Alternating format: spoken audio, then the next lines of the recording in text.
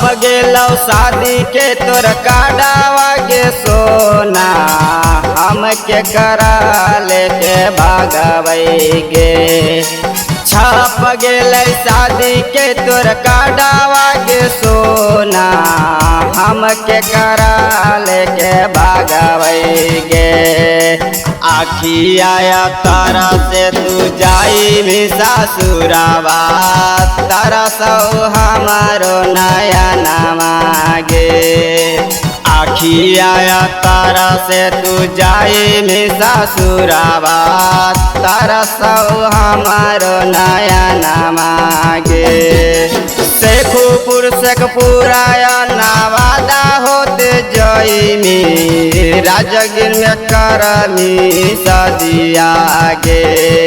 शेखुपुर शेखपुराया नवादा होते जईमी, राजगीर में करमी सदिया गे।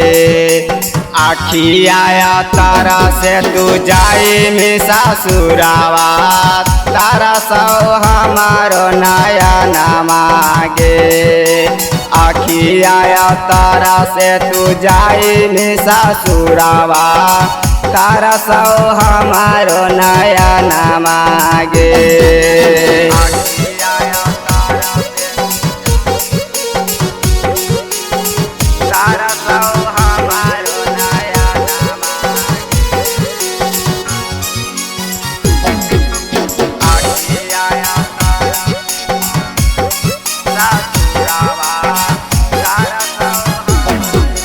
शादी के दिन से रुआइल गे छौरी, लगल हमारो खबरिया गे।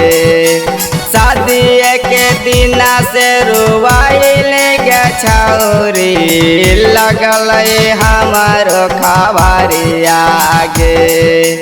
आखी आया तारा से तू जाई में सासुरावा, तारा सौ हमारो नया नमागे।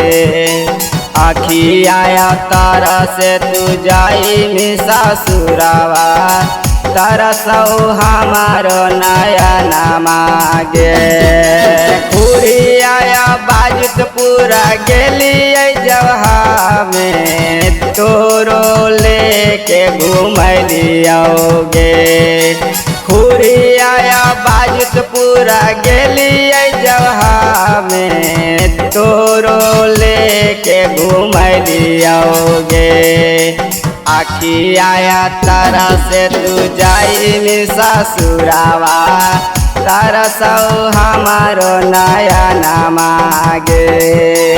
आखी आया तारा से तू जाई में सासुरावा, तारा सौ हमारो नया नमागे। आखी आया तारा सौ हमारो नया नमागे। आखी आया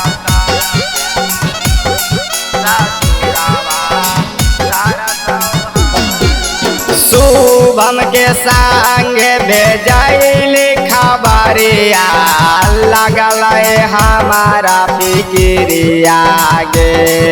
नीतीश निराला से भेजाइल खबरिया, लगल हमारो फिक्रिया गे।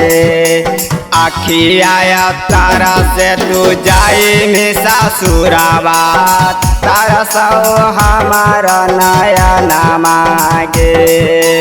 आखी आया तारा से तू जाई में सासुरावा, तारा सौ हमारो नया नमागे।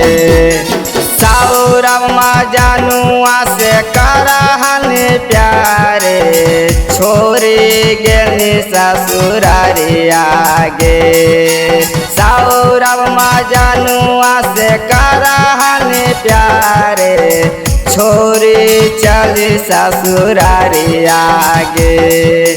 आखी आया तारा से तू जाई भी ससुरावा, तरसौ हमारो नया नमागे आखिया तरस तू जाए में ससुरावा तरसौ हमारा नया नमागे। सवेरा फिल्म्स रिकॉर्डिंग स्टूडियो शाहपुर चौक देवन बिघा।